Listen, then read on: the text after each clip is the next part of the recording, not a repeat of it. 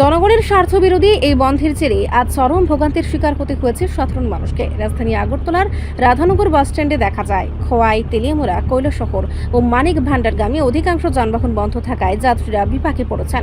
সংবাদ মাধ্যমের মুখোমুখি হয়ে এক যাত্রী ক্ষোভ প্রকাশ করে বলেন, বারবার বন্ধের হুমকি দেওয়া হচ্ছে অথচ সরকার নির্বাক। এর খেসারত দিতে হচ্ছে সাধারণ মানুষকে।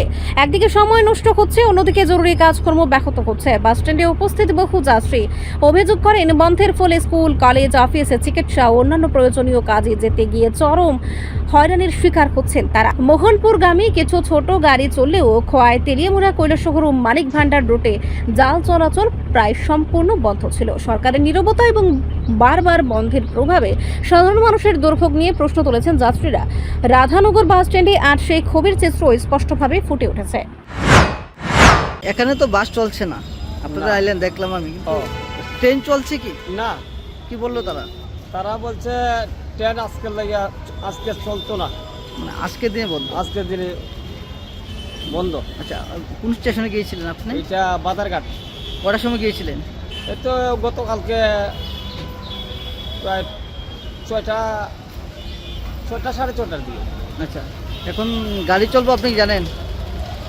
গাড়ি চলবো এটা সঠিক বলতে পারি না। আচ্ছা, তো এখন কোন রাধানগর স্ট্যান্ডে আসছে? এখন বর্তমানে রাধানগর স্ট্যান্ডে আছে। গাড়ি পাইছেন আপনি? গাড়ি বাস তো শুনতেছি যে বাস চলতো না। আচ্ছা, কোথায় যাবেন আপনি? আমি যাবো কোয়াই। খোয়াই। কেমন অসুবিধা হইতেছে আপনাদের?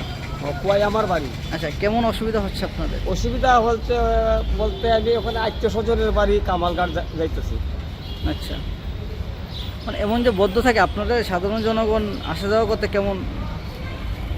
আসা যাওয়া করতে এতে কোনো সমস্যা নাই, কিন্তু এই রাস্তা অবরোধ করাতে মানে আমরা জনসাধারণের খুবই ক্ষতি হয়েছে।